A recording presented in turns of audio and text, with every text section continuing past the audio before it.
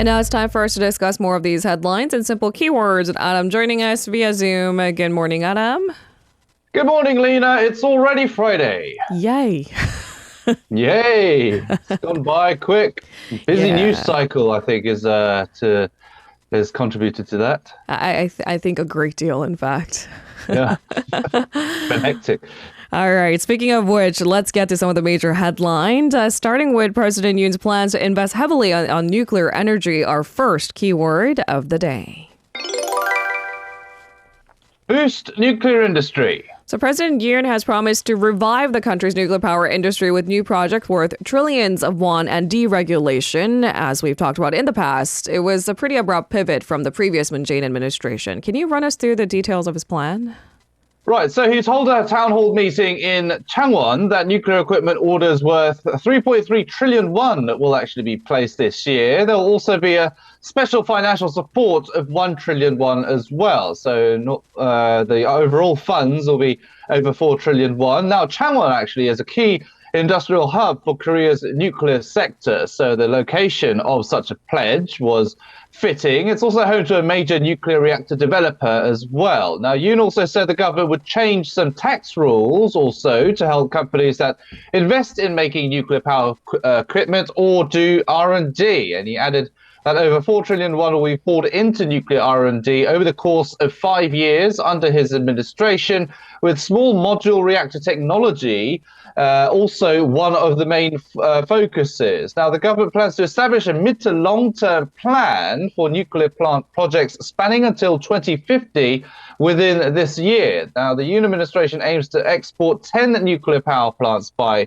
2030. There's already been a few exports of such so far. The Middle East, one destination, is most noteworthy. Now, for Changwon itself, Yoon promised to update the Changwon National Industrial Complex to make it a place where culture and industry come together. That's part of his goal of trying to take the focus away from the capital region and make other cities outside of the capital region more culturally and economically active. And he said the government would change rules to make it easier for companies to build factories and mix different types of businesses as well. All right, we'll leave it there for now so we can move on to the impending tug-of-war between doctors and the government. It continues with a rally expected on March 3rd, I believe. Let's move on to our second keyword of the day. Medical chaos. So more and more trainee doctors are walking out despite back-to-work orders by the government, with tensions escalating further. The government is working desperately to try to resolve the issue and come up with countermeasures. I heard by yesterday's standards, over 70% of all resident doctors have actually given their resignation. What's the latest? Yeah, so the situation is seriously worsening at the moment. The Central Disaster and Safety Countermeasure Headquarters is actually holding a meeting with officials from different departments to address the issue, and Prime Minister Han Dup-soo will be chairing that meeting. Now, the health and medical crisis level has also been raised from alert to the highest level of serious. Now, previously, the Health Ministry set up a special headquarters for dealing with the doctors' protests. They said the situation was getting more serious. And as you said, more than 7 out of 10 of all trainee doctors nationwide have quit, with the numbers increasing each day.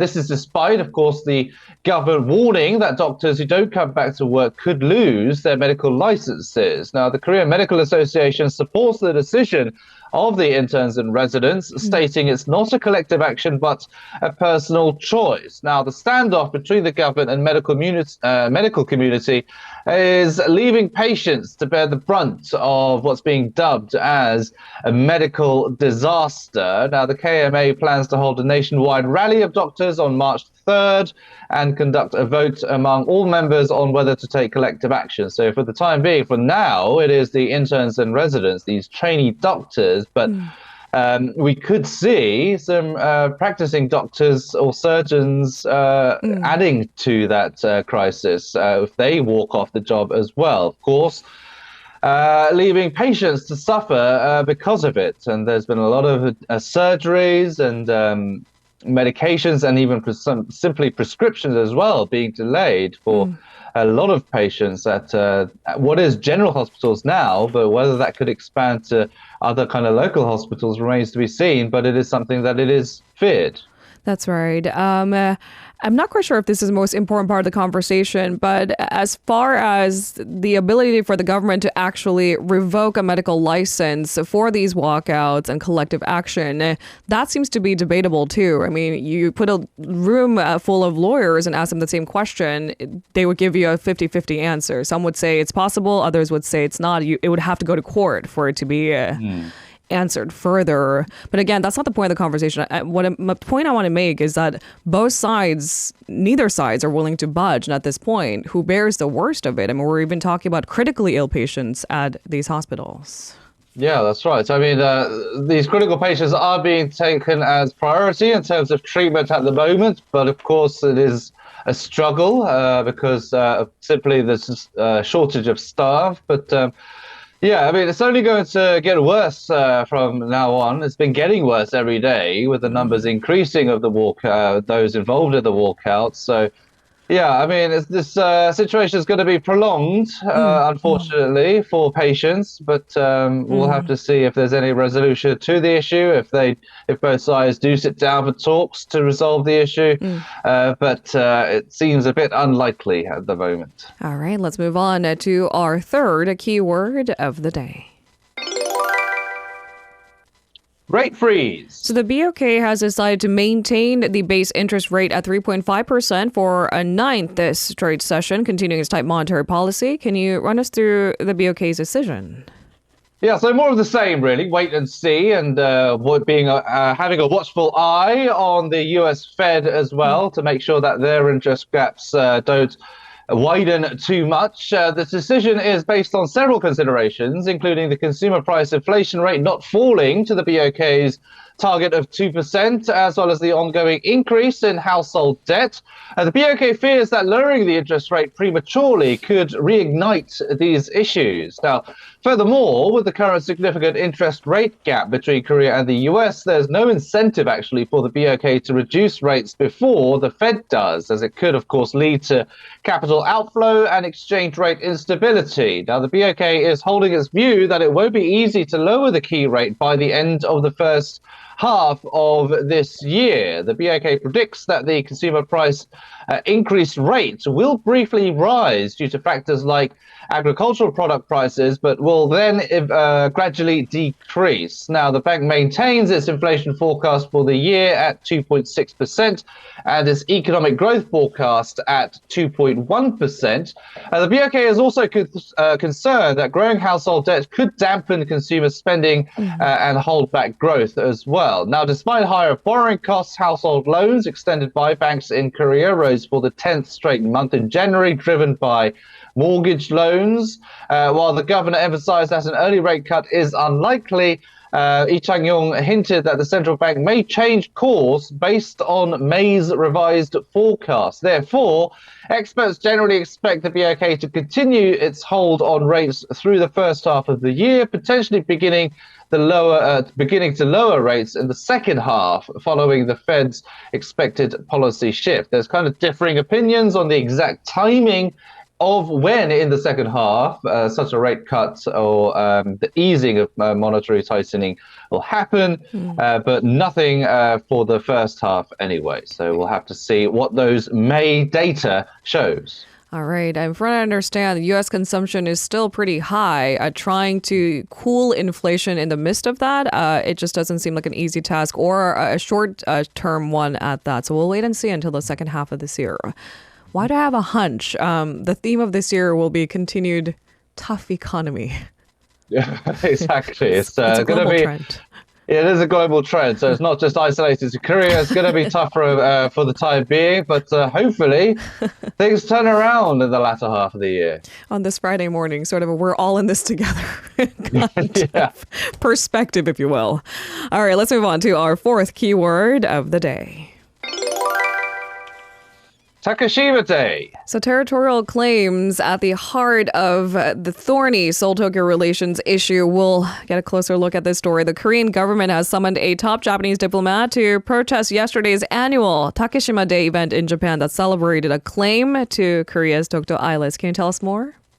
Yeah, so we mentioned yesterday that Japan does mark the day of claiming territorial claim to the Dokdo Islets, what they call Takeshima Day. And because of this, the foreign ministry summoned Mibei Taisaki, the deputy chief of the mission at the Japanese embassy in Seoul, and lodged a protest. This is usually the procedure that happens when such an action is taken by Japan. Now, in response, Mibei stated that the Takeshima Islands are an integral part of Japanese territory historically and according to international law. Now, the ministry released a statement demanding an immediate halt to such events. It added that the foreign minister Cho Tae-yeol raised the issue actually during a meeting with his Japanese counterpart Kamikawa Yoko on Wednesday in Brazil. They discussed that issue. He was said to have protested against the involvement of Japanese government officials in the event and reiterated that Dokdo has always been Korean territory.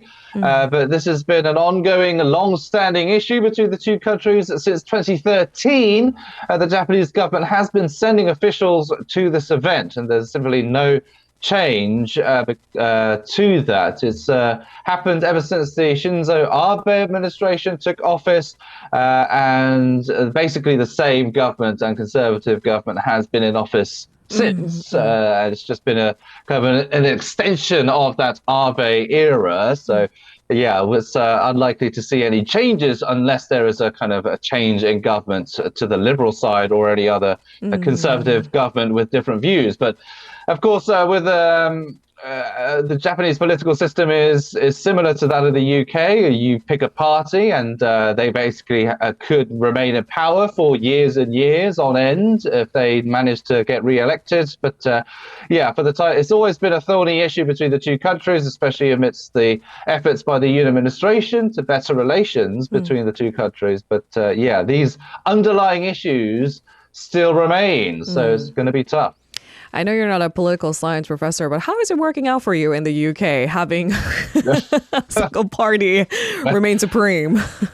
Where do I start? Okay, we're going to have a whole show, 2-hour show dedicated to this, venting over it. No. This is not the dumping ground or the place. But I just wanted to make a point that because we seem to assume that the grass is always greener on the other side with a different political system, do they have a better chance? And no, democracy has always been really difficult. So we'll leave it there for now. But it is unfortunate that we're seeing a repeated case of Japan's administration sending high-ranking officials to Takeshima Day. Let's move on to our final keyword of the day. First U.S. trip. So Foreign Minister Cho Tae-yeol will visit the United States next week for talks with U.S. Secretary of State Anthony Blinken. This will mark Cho's first bilateral meeting with Blinken since he took office last month. What's on the agenda?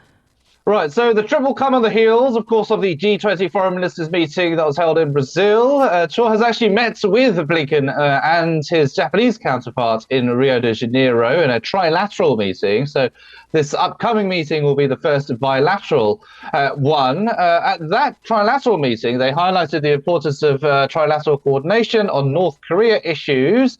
Now, the bilateral talks are scheduled for Wednesday next week, Washington time. The foreign ministry said Cho and Blinken will discuss and reaffirm the solid alliance between the two countries. They'll also assess the implementation of the agreements reached between the two sides in the follow-up to the leaders' summit that happened last year. Now, the two sides will also discuss ways to strengthen the South Korea-US extended deterrence capabilities. They'll also likely discuss plans for more exchanges throughout the year. Now, economic security issues such as the Foreign Entity of Concern regulations in the U.S. Inflation Reduction Act and the CHIPS Act are also anticipated to be topics of discussion. A ministry officials stated that they would request the U.S. administration's attention to ensure South Korean companies can benefit from tax credits and subsidies corresponding to their investments in the U.S. They're still trying to find some middle ground. Cho also plans to meet with key figures from Congress and academia to seek bipartisan support for the development of the alliance, particularly in light of the upcoming US presidential election happening in November. There's kind of concerns that if Trump is re-elected to the White House, then his, protectionist policies will come back into play, and that will be a bit of a headache and concern for South Korea. So they're trying to, preemptively try and find some countermeasures to that, or responses. Choi is also said to be considering a trip to the UN headquarters in New York as well. Thank you so much, Arirang, for a week's worth of coverage. Really, more so this week than others. And we'll see you next week.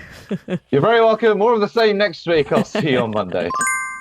If you're listening to our program using the podcast service, just a reminder that we do go live Monday through Friday, 7 a.m. Korea Standard Time. So tune in and help us make the show more informative by giving us your input. See you bright and early on Good Morning Seoul.